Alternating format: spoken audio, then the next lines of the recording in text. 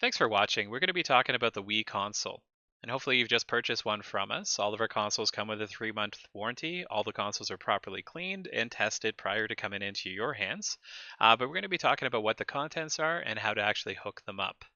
So the first thing we want to do is actually look at the actual components that come with it. So here we have the components that come in the box.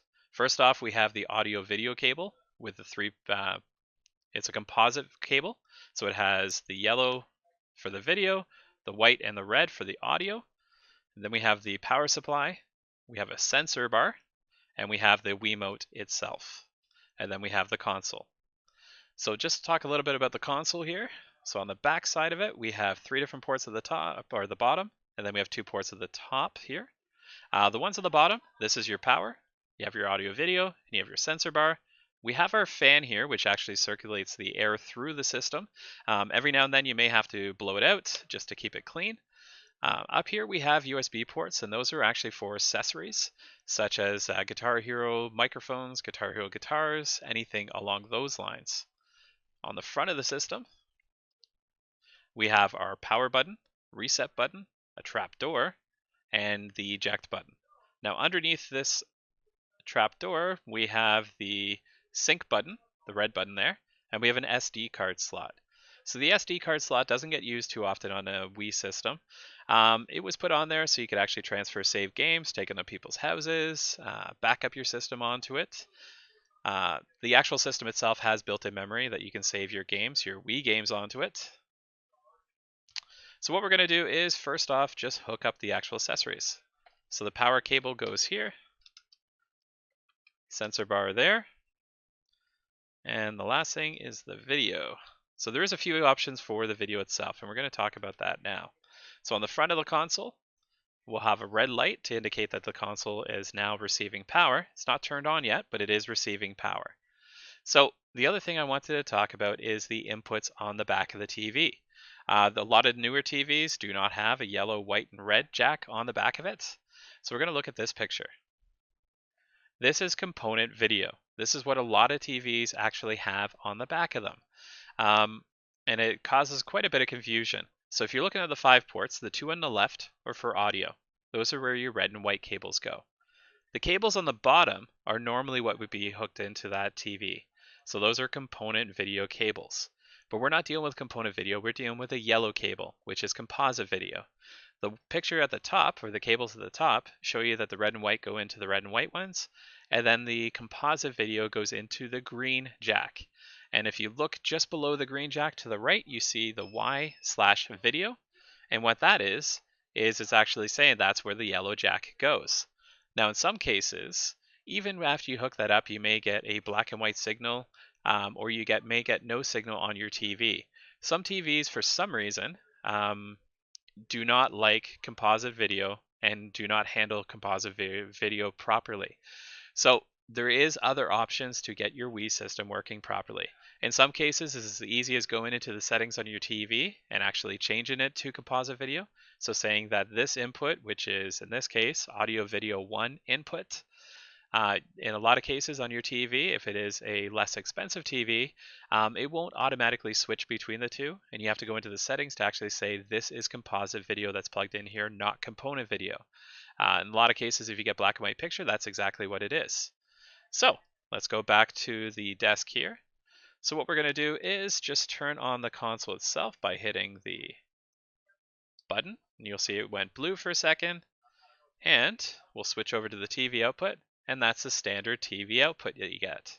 So that's what the actual Wii console looks like when you first turn it on. Now, there's one other thing we have to actually do, and that's to sync up the controller.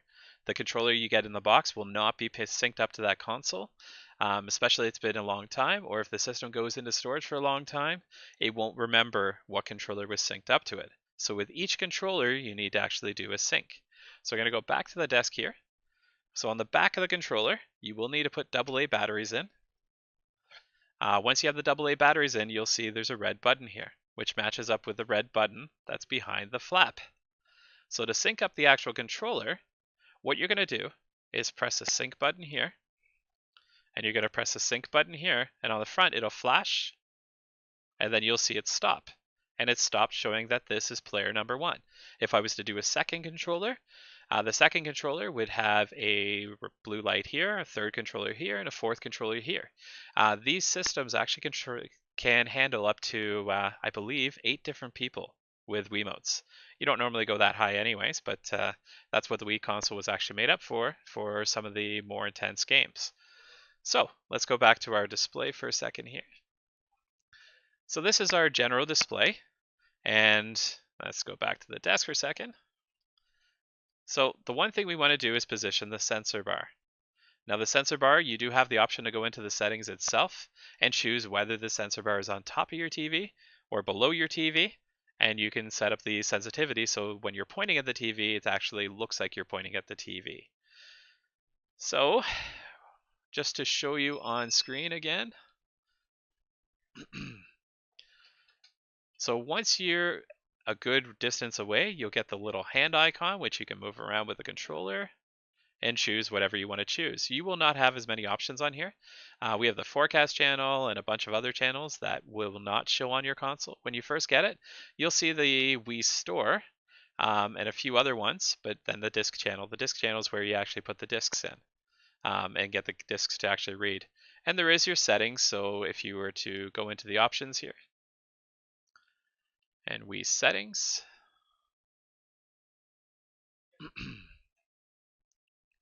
you can change your calendar, different sound options.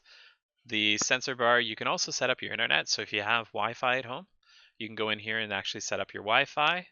Parental controls, which are a bit of a pain in the butt when we get trade-ins in, but you can set up parental controls for different options.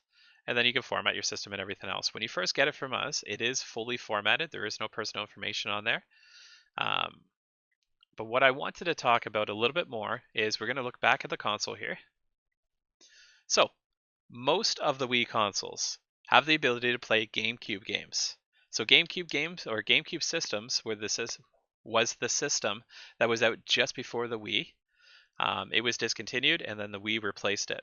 So under here, we actually have 2 trapdoors.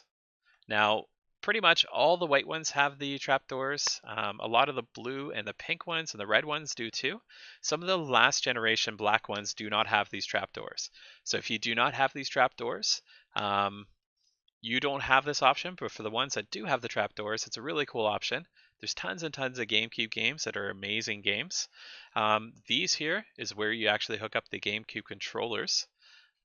Okay, and here is actually your memory card slots. So we do sell memory cards for the GameCube systems. We do sell controllers, brand new controllers for the GameCube system, and that's where you actually put all that stuff in, and you can play your GameCube games. The discs themselves just slide into the disc slot, the same as everything else, even though they're a lot smaller. The system knows to handle that and to read the games, and that'll come up in your system menu. One thing I did want to add, which I kind of missed out on, is different options. So if your TV is one it's having issues with actually handling the video, the composite video cables, there are other options. What I have here is a product from Hyperkin, which is called the Armor 3 AV to HD. What this does is allows you to plug the 3 cables into the TV, or 3 cables into the actual box. You have a USB cord, it's a mini USB cord, goes from here and plugs into the USB port on your TV, which most TVs have. And then it allows you to actually hook up a regular HDMI cord from the output here into the input of the TV. This will give you a higher quality picture, but yeah, so it will give you a higher quality picture. There is another option. These guys here price about $25. There is another option, which is a direct cable. It goes from the back of the system here. It goes to HDMI to the TV. It will give you the highest quality display, but it is a little bit more money. The HDMI cable, so the high definition HDMI cable, is priced at $45, and we do have them in stock. But it's the best way to get the highest quality picture and compatibility on your TV without having to go through one of these boxes.